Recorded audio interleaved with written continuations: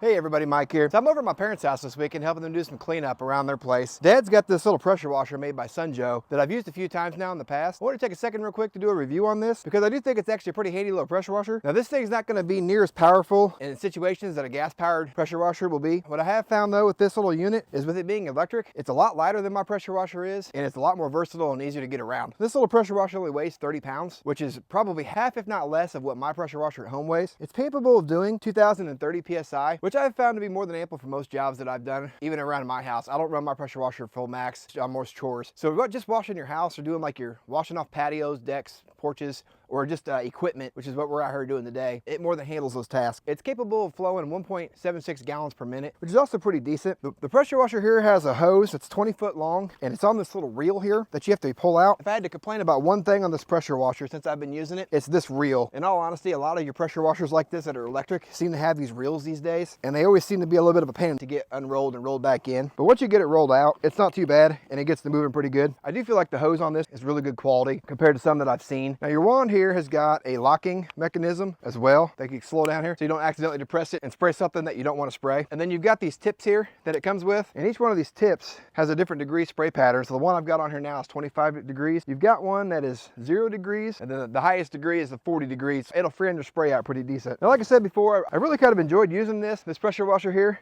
I don't power at my house when I'm on the farm, so having the gas model for me makes more sense. If you live on a smaller property, or if you've just got power readily accessible in most places where you're going to be using this is a great unit to check out, and Dad's had a lot of luck with this. Now the other thing to keep in mind, other than your 20-foot hose that you've got for your pressure washer here, is it's got an extremely long cord. I think it's around 30 or 35 feet of cord that comes with this. And then when you plug it in here, it's almost like a GFI breaker. You've got a reset and a test, so you can test your outlet. And then when you hit your reset, there's a green light right here that illuminates, letting you know you're ready to go. On your side here, you've got your on and off for the unit, and then you have your how much pressure you want to put through your wand while you're spraying. And then on the back here is your soap container if you want to be able to use that. I've never really gotten a lot of use out of those soap containers. That container is there if you choose to use it. Dad said he's owned this for about a year now. This is probably maybe the 5th or 6th time that I've used this unit with him when I've been over here helping. I've been pretty happy with using it so far. I know Dad said he's had a lot of luck with it. If you're looking for a good entry-level pressure washer to get you by and you don't want to go with the gas unit, check out this one made by sunjoe. It's been a pretty good unit for me and Dad so far.